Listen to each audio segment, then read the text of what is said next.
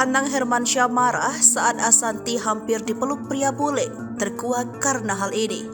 Ashanty, istri Anang Hermansyah yang hampir dipeluk pria bule karena hal ini. Ashanty hampir saja dipeluk pria bule karena dikira Sarah Manzel calon menantunya. Momen Ashanty nyaris dipeluk pria bule itu saat liburan bersama ke Swiss. Ashanty menceritakan bila pria bule tersebut salah sasaran karena mengira Ashanty sebagai Azriel Hermansyah yakni Sarah Manzel. Demikian kelakuan pria bule tersebut sempat membuat Anang Hermansyah tampak cemberut dan marah. Melihat kejadian ini, Ashanty pun tertawa karena dirinya dikira Sarah. Bahkan dalam video tersebut, Ashanty pun sempat mau menyebut pelukan sang pria bule dengan kedua tangannya. Pria bule itu juga menyebut nama Sarah. Beberapa orang lain mengingatkan pria bule itu salah orang.